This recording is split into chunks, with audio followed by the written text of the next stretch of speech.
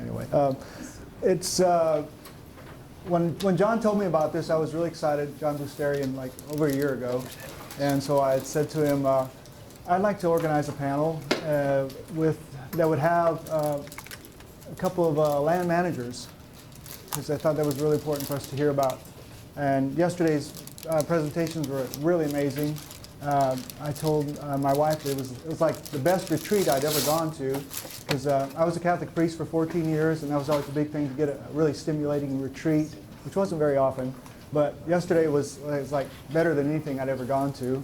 It was a long day, but boy, and then to end with that cosmological astrophysics was just icing on the cake.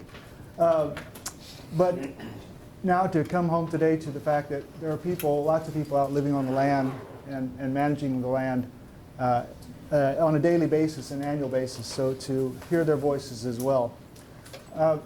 I was a land manager once. Well, I still am, a very small amount of land. But I grew up in a diversified farming family in Nazareth, Texas. And yeah, we were water users. Those irrigators we've been hearing about for 2 days. So that flood irrigation that doesn't happen anymore, that was all part of my life. The menu. You know, you had to move those gated pipe. I don't know if anybody remembers them, but they were heavy, and luckily they were 6-inch and not 8-inch, because those were really heavy. So that was my teenage years, and we didn't have any center pivots. It was all flood. But I was also introduced to depletion at a very young age, because my dad would talk about 1950 drilling this well east of Nazareth, and on his land it gave 8 inches of water a minute. So that was like, well, by the time I was teenage years, that was like 3 inches. And then he was a well witcher.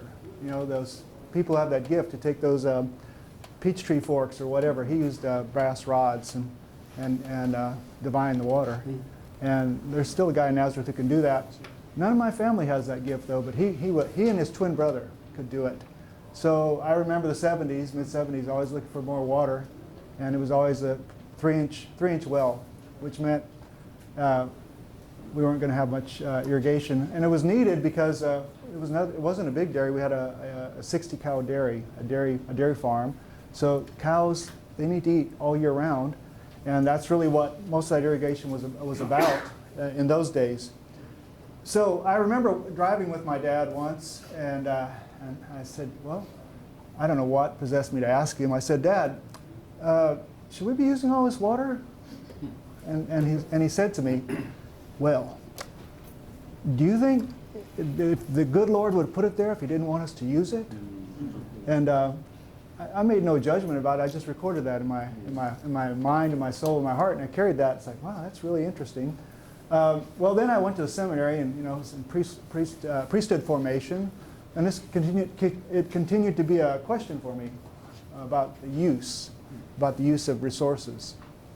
And it was a theological question and a philosophical question. So one of the great things about my life is I got to go and study these things. And 20 years ago, I finished my dissertation at Graduate Theological Union in Berkeley, and I didn't hear anybody talk about this much then. I did the literature search, but I don't remember a whole lot of people 20 years ago talking about colonization in agriculture. But that's what I arrived at, is like, what happened to us to think this way about how we use the resources, what's going on in our communities and our families. And what I puzzled out at that time was it's really a cycle of colonization.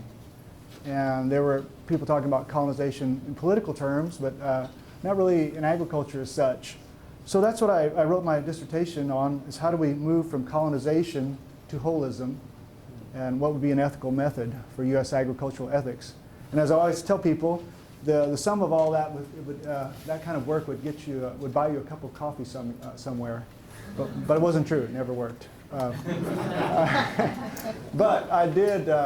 My intent was not ever to get the Ph.D. to teach, but to really get into practicing.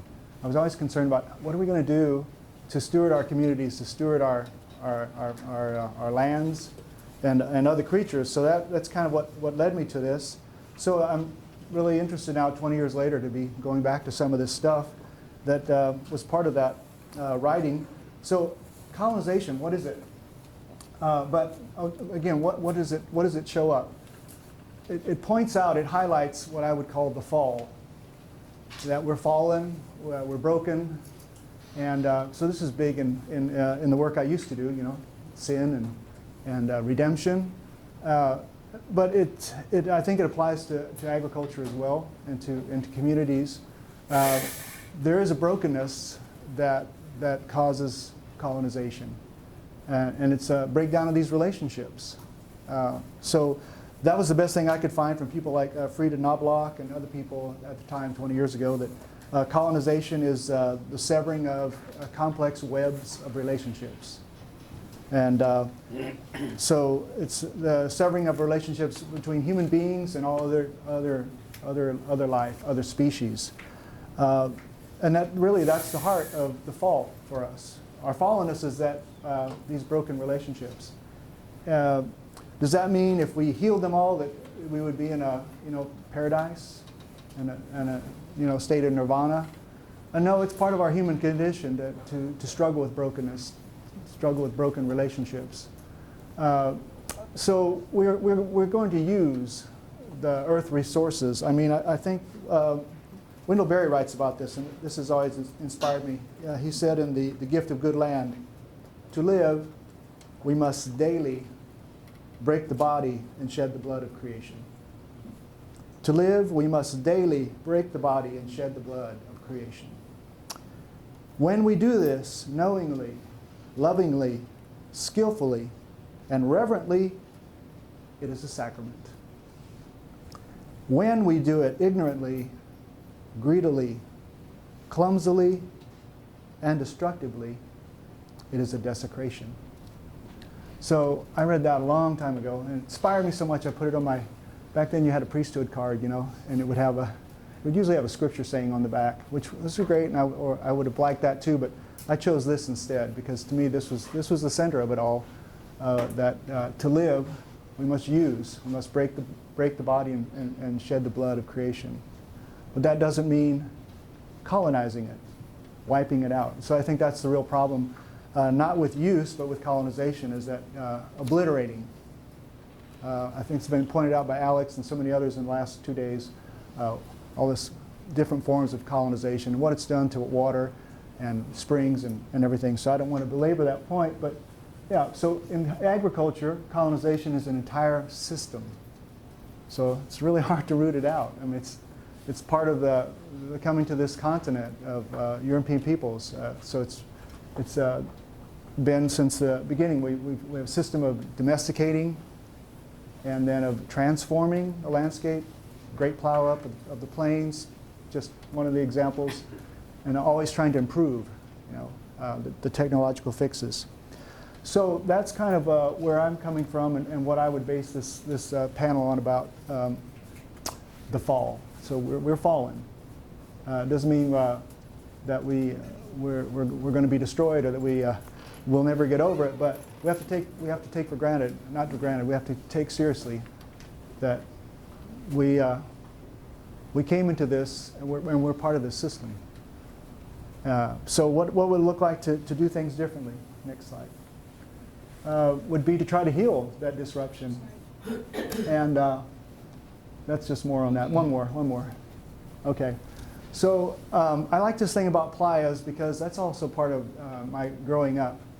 We always had them, didn't really know what they were, not really concerned about it, so just like everybody else in the world, in this world around here.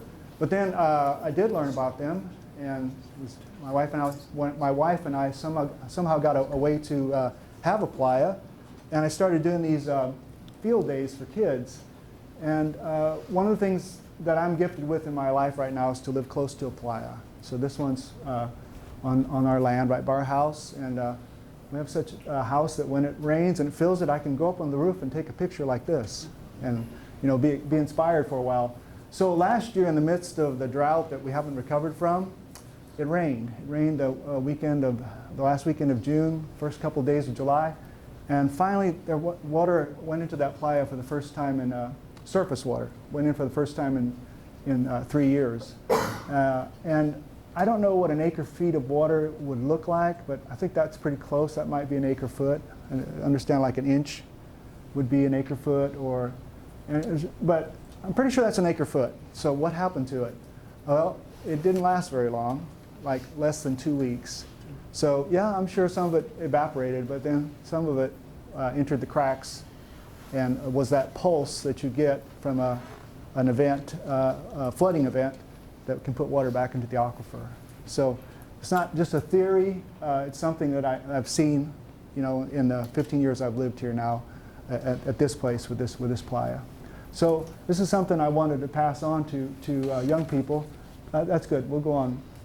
So this is a slide from Playa Lakes Joint Venture, and we just presented this at a field day 2 weeks ago in Lubbock. But and this was mentioned by some other speakers. We have 25,000 playas between Lubbock and Amarillo. So this is some kind of depiction of them, and you see how numerous they are and how close in proximity. But you also see our woundedness again, that brokenness. All those red ones, shaded red, they're not fully functional.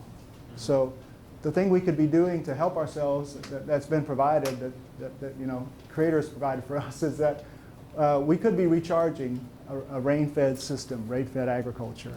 It won't support massive drawdown, but it would support a rain-fed system. But the system that could accomplish this is broken too. It's going to need to be healed because we have broken it. So, but we could heal it. Yeah, it's going to take work, but that's what we're working on. And Heather could talk more about that. But if we want to realize some of those water needs that people need and that other species need, we don't need to dig a pipeline from the Mississippi River. We could rehabilitate and heal these playas and restore some of their functionality and meet a lot of our water needs. So I'm glad I lived long enough to see that because I didn't know this 20 years ago, but now we do. Next one. Yeah, and it's not just a few places. It's really up and down the Ogallala. It's in Kansas, it's in Texas, it's in a couple of towns in Colorado. So 56 communities that could sustain their municipal water supply if the playas were more functionally, higher functioning. And one more, please.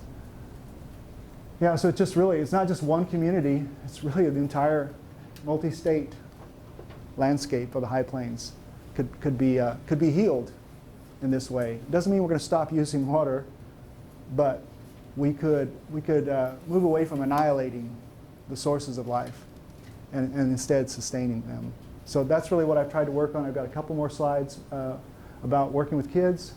So I didn't know this would ever happen in my life, but it's like, hey, there's a program where you can get an outdoor classroom. So I did that in 2008, and so this playa classroom, what's good about it is right by the playa, and anybody can go there anytime in Nazareth, Texas, or from anywhere around, and learn some stuff about a playa, and kids can go there. So we started this festival where kids go for half a day, and they're outdoors learning, and that's what's really helpful, because it's not that people aren't interested, it's just so hard to get connected.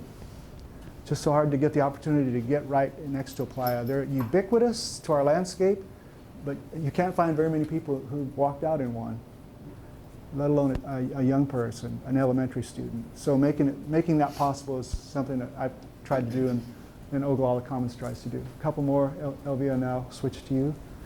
So it's a lot of fun when you're a fifth grader or in junior high or even in high school, let alone an adult, to get out here and to learn.